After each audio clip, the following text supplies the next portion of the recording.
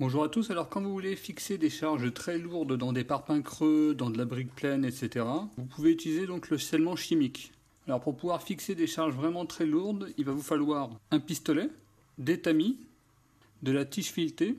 Ce que je vous conseille, un petit système pour pouvoir bien nettoyer les trous que vous allez faire et retirer la poussière, et un tube de scellement chimique. Alors quand vous achetez ce type de produit, vérifiez bien que les matériaux correspondent bien. Et surtout, petit conseil, vérifiez bien la date de fin d'utilisation. Souvent quand on a des promotions sur ce genre de produit, c'est que la date est vraiment très courte. Donc faites bien attention à la date de fin d'utilisation. Sinon il y a des kits avec tous les éléments dedans. Donc là on voit comment se passe le scellement pour les supports creux et le scellement pour les supports pleins. Donc on fait le trou. Donc pensez toujours à bien nettoyer. On insère le tamis, on met le produit et quand on met la tige, on tourne légèrement la tige pour que le produit rentre bien dans les trous ici. Et après on laisse sécher. Alors là on le voit bien que quand on veut fixer dans un élément creux, donc on se sert du tamis. Par contre ici on voit bien que dans un support plein, il n'est pas nécessaire d'utiliser un tamis. Et enfin, dernier conseil, il faut surtout bien veiller à ne pas utiliser le début du produit, parce qu'au début le produit commence à se mélanger, et donc il n'est pas totalement bien mélangé au tout début. Donc là il y a toujours une perte environ de 10 cm au début.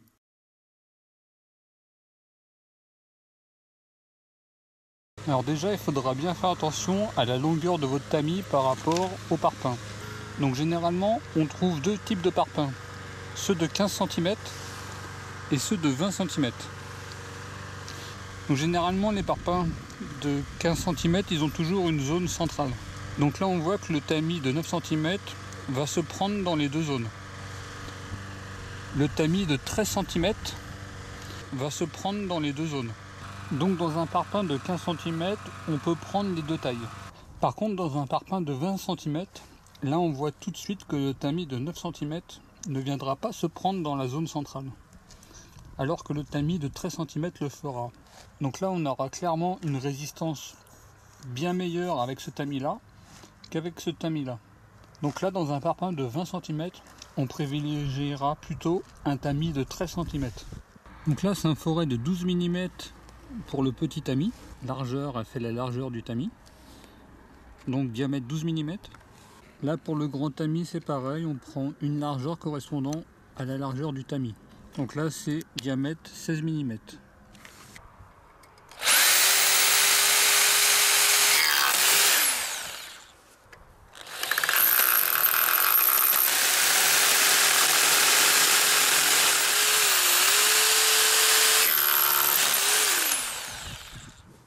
Donc on nettoie.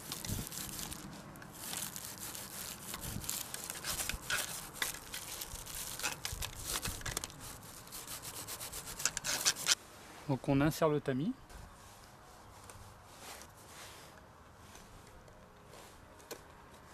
Donc on retire le bouchon. On met la tige. Donc surtout n'oubliez pas que le temps de manipulation dépend de la température extérieure. Et le temps de manipulation peut être vraiment court.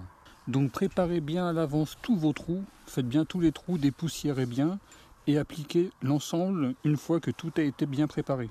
Parce que si vous mettez trop de temps, c'est perdu. Le produit ne sera plus utilisable. Donc on met le tube dans son pistolet.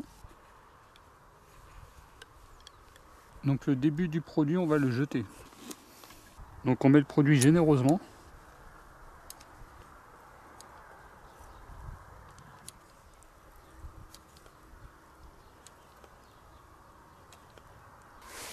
Et on met la tige filetée tout en la tournant.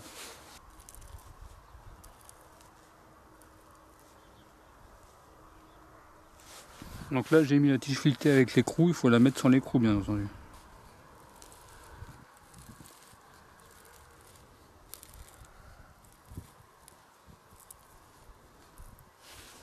Donc là le produit qu'il peut y avoir devant vous le retirez.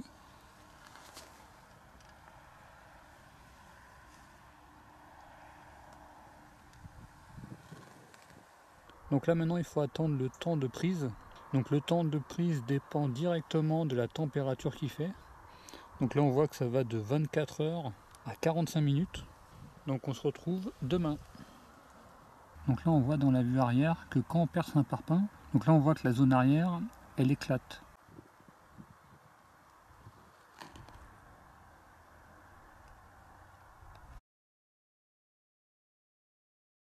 Donc on voit qu'il ne faut pas en mettre trop parce qu'au bout d'un moment ça sert à rien, c'est dégouline.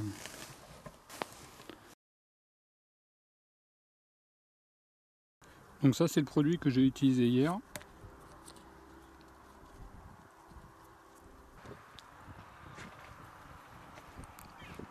Et là on voit que le produit est encore réutilisable. Donc ça dépend vraiment des produits. Donc là dans cette version là le produit est réutilisable. Donc là ça fait 20 heures que le produit a été mis. Donc on va voir au niveau de la résistance.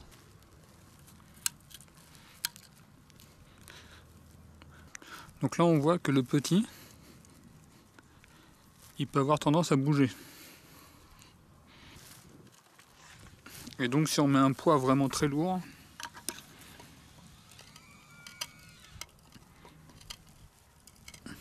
on voit que ça bouge quand même. Donc là la version trop courte, on voit que c'est vraiment à éviter. Et qu'à force, ça va bouger.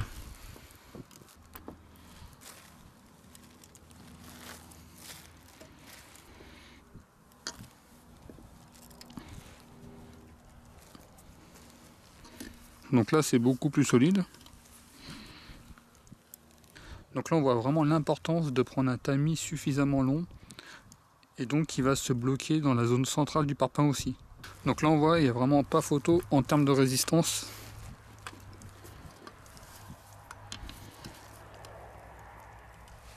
Donc en résumé, quand vous faites le trou, nettoyez au maximum, utilisez un tamis suffisamment long pour qu'il puisse se prendre dans la zone du parpaing central.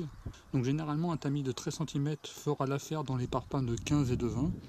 Le tamis de 9 cm pourra être utilisé dans les parpaings de 15 cm. Voilà, je vous remercie et à très bientôt.